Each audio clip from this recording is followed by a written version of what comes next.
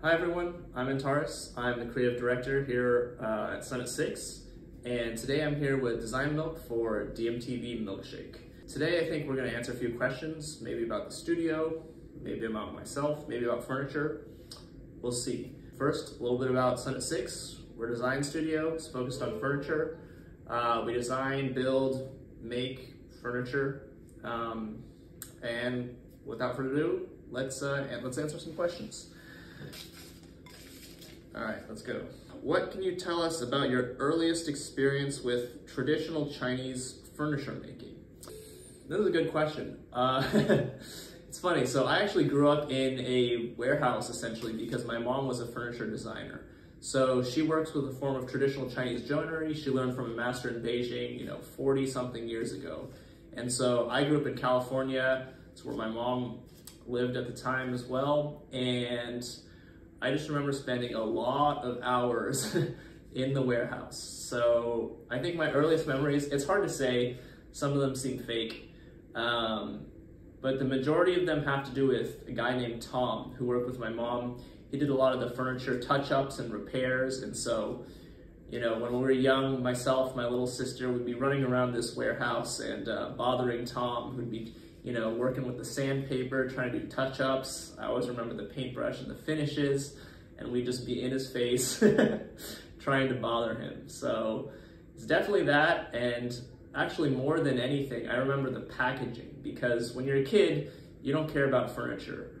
What you do care about is so many rolls of tape, the forklift, rolls of cardboard, I just remember running around in these rolls of cardboard, messing it all up, climbing all the boxes like a jungle gym, and having fun with Tom and everyone else, just making a big mess. So more than the furniture, that's my memory. It's just the feel of the warehouse, the feel of the space, and all that goes into the logistics, I guess, around furniture in that sense.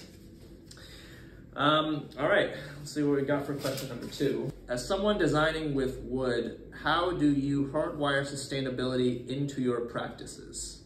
A lot of answers and ways to answer this question. The first thing I would say is there's a big gap in knowledge between producers like ourselves who work on creating furniture and consumers who buy the furniture. Consumers don't really know that much about wood, don't really know that much about sustainability and practices. For example, we as producers would know, for example, that white oak takes 75, 90 years or even more to reach maturity before you can chop down the tree and make furniture. White ash, it's more on the scale of 10 to 15 years. So there's these huge, there's all these details about sustainability that aren't immediately apparent to the consumers, but that we know as producers, which gives us a lot of power. And with that, obviously, comes the responsibility to push sustainable practices. So one of the things we try to do is, one, educate, but that's not always easy to educate consumers. They're not always interested. You're just scrolling IG looking for furniture. That's all there is to it. So for us, we try to, when we sell to, for example, other stores, we might tell them, hey, we're actually trying to push this new type of wood, this different type of wood that you might not be used to, but we feel like has a strong design case as well as sustainability case, because we know that this wood is more sustainable. Sometimes that can be difficult because the stores might push back and say, hey, we only know white oak. We think that's what our consumers know, that's what they're comfortable with. And similar with consumers, they say, oh, I want white oak, I want black walnut. These are the things I'm used to. We actually do a lot of research around unusual woods, lesser known materials and woods to try to figure out, what is sustainable, what makes sense in the future. The landscape's always changing in terms of sustainability. And in general, what we found is that if you specifically work with producers of wood, specific managed forests whose owners you have a much better shot at guaranteeing sustainability as well as quality.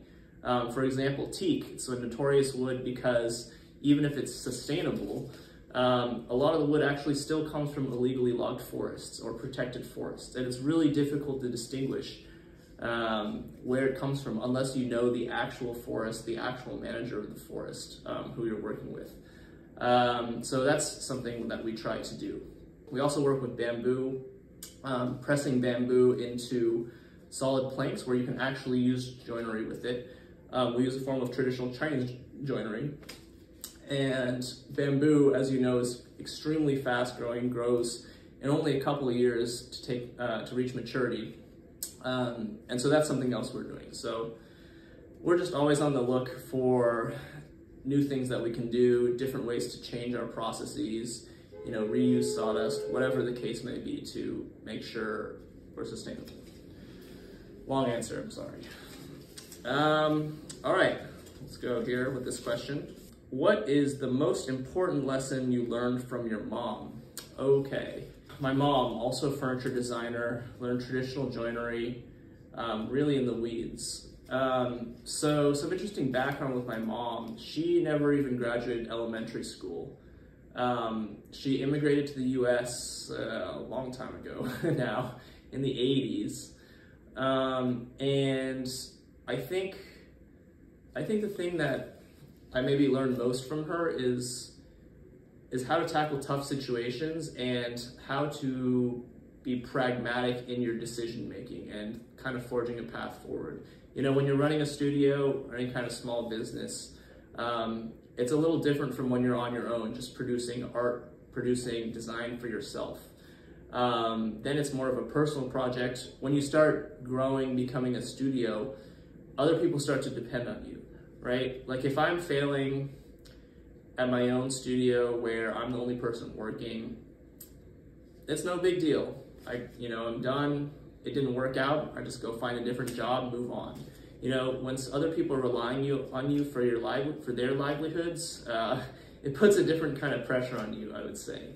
And the biggest thing my mom has taught me is just how to proceed in the face of all these unknowns. You know, every day you're facing something new, something you've never seen before, something difficult.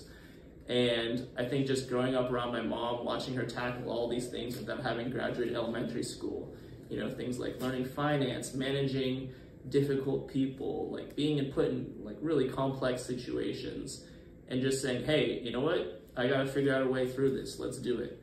And just seeing that attitude was, I think, something I realized when I was later was not something that everyone sees or has a chance to learn from. And so I'm grateful for that. You know, every time I, face one of those difficult situations and get really stressed out and think to myself, I don't know how to do this. I just think about her background and realize, you know what, I damn well better figure out how to do this, and I can do it. So I think that's the biggest thing I'm grateful for my mom. Besides the, design knowledge, architectural knowledge, that kind of stuff, of course. All right.